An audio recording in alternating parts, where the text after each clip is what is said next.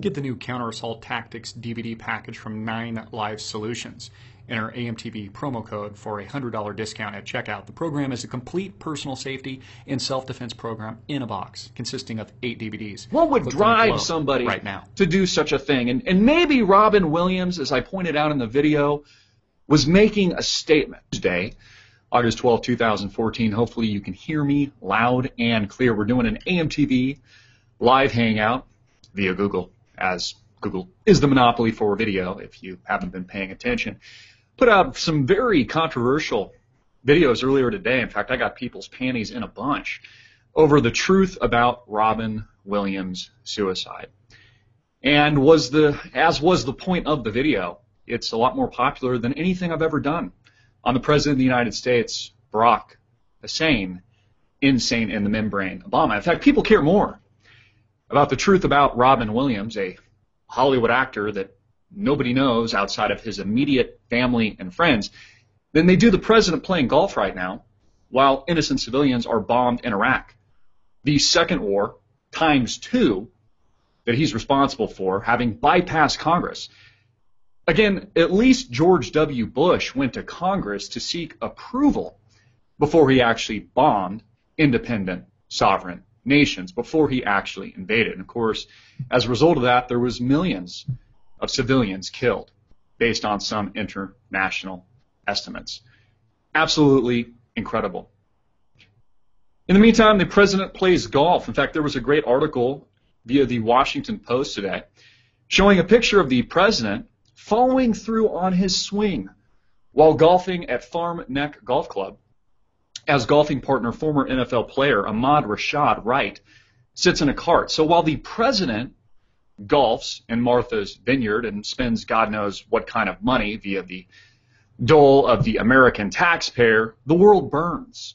Not just in Iraq with his second bypassing of Congress and airstriking an independent sovereign nation. Remember, numero uno, number one was Libya and the indirect murder of Muammar Gaddafi, who was removing himself from the dollar standard, who was moving to the Iraqi dinar.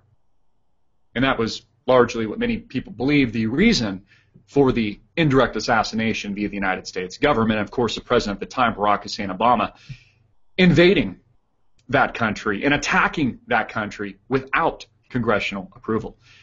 And now we're seeing the same thing in Iraq. President Obama must be really teed off. Hillary Rodham Clinton, his once loyal Secretary of State and his likeliest successor, has gone rogue, criticizing his foreign policy as too timid. And I find this very interesting. Hillary Rodham Hillary Clinton trying to distance herself from the president, trying to distance herself from the current administration and his warmongering. You know, that might be very difficult to do considering Hillary Rodham Clinton was the Secretary of State under the Obama administration who was responsible for Benghazi Gate and the death of Americans overseas, including Christopher Stevens. She was overseeing things during Eric Holder's Fast and Furious, the running of guns down to Mexico that resulted in the death of an American, and arguably countless others. And she's also a part of the same regime, the same anti-constitutional, anti-Congress congressional regime that makes up the Obama administration today that has just bombed Iraq with the second anti-constitutional invasion of an independent sovereign nation. You see how you were just fed bullshit, America? You see how it was all bullshit, the President of the United States, that he pitched to you in 2008 on hope and change? You see how that was all BS? That was just a PR campaign because he's no different from Bush. The difference being that Bush actually went and got congressional approval with the Iraq War Resolution in 2002 before he invaded Iraq.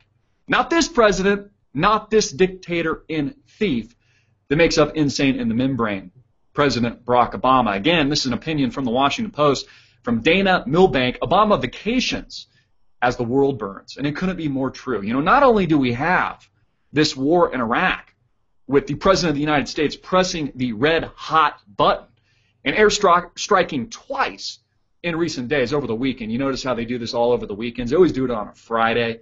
You know, that way Americans aren't really paying attention. Then they'll blow up a story like the suicide of Robin Williams and his tragic death, who I'll get to in a moment. But not only do we have Iraq we also have this conflagration in Gaza. So the world legitimately, and Dana Milbank of the Washington Post is 110% correct, the world literally burns. I mean, that's not even an exaggeration. That is the absolute truth, and that is the reality of the situation. And the President of the United States largely responsible for it. Again, the only person pressing the red button in Iraq is the President and the Commander-in-Chief, Barack Insane in the membrane, Barack Obama. Now, what people forget is how ISIS rose to power in the Middle East, how ISIS gained steam in Iraq. Of course, all of this is a byproduct of the intervention, arguably the lack of intervention in Syria, with Barack Obama and his push to arm insurgents on the ground to topple, at least to attempt to topple, the Bashar al-Assad regime in Syria. And that failure, I would argue intentional failure, to spur and spawn the growth of ISIS.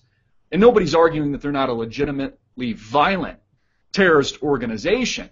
But the Obama administration responsible for catalyzing that movement, for catalyzing the caliphate that now makes up Iraq and Syria in the Middle East.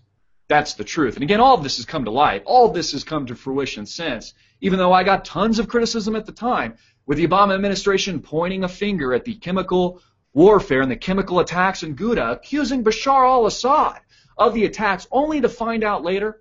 Of course, the mainstream media does a case closed on it. You'll never really hear from it, although the proof and the evidence is there. I've done countless videos on it with independent UN investigators and investigations being done by third parties, including UN member Carla Del Ponte, pointing a finger not at the Bashar al-Assad regime for the deadly Ghouta chemical attacks that killed men, women, and children, but in actuality, the Obama-led, armed, backed, and funded terrorists on the ground.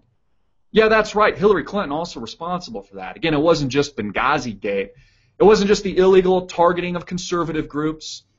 It wasn't scandal after scandal that we've heard so much about.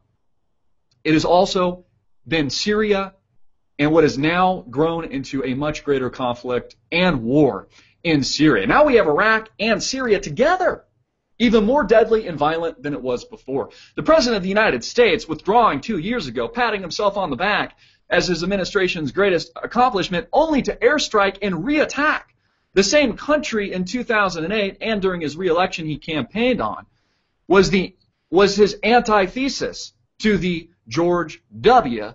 Bush administration. Remember, he ran on a campaign that was anti-Bush. He ran on a campaign that was anti-war, more specifically anti-Iraq, only to re-engage Iraq 2 years later. Absolutely unbelievable, folks. Robin Williams, of course, died just a few days ago, and the ruling on the death was suicide due to hanging. And I did a very controversial video earlier this morning titled The Truth About Robin Williams' Suicide. And not to take away anything from Robin Williams, this great lightning rod comedic actor that he was, all the countless movies that he did and the impressions that he left or made on Americans and people at large all around the world for that moment, but needed to point out, somebody had to do it, and I had to do it, point out that people pretend to really care about this individual when they really don't. Again, this is just the bullshit society that makes up America today, really what George Carlin used to say, just kind of a global and American-centric circle jerk. You know, everyone's stroking each other off from both sides, pretending to care about Robin Williams. Well, they don't really give a shit. As I pointed out about Robin Williams, if you really care about him, if you really, really care about Robin Williams, then I want to see the news cycle actually run reruns on CNN and TMZ and the mainstream media for more than 24 to 48 hours. I want them to run reruns for 30 days straight, 30 days and 30 nights in tribute to Robin Williams. I want to see all of you that say you really care wear a black veil over your face. And not to speak, to be the ghost of Robin Williams' past for the next 30 days and 30 nights to prove your allegiance and you're really, really caring for this individual you didn't know. Again, the only people that legitimately knew or legitimately mourning the death of Robin Williams, and it is a tragic occurrence, in my opinion, is the family members and friends directly connected with a direct relationship to that actor. Again, to most Americans and to most people, that's all he was, an actor. You know, we need to ask what drove a man and what can drive people, countless teens and Americans today, men, women, some children, to suicide. What would drive somebody to do such a thing? And maybe Robin Williams, as I pointed out in the video, was making a statement of sorts.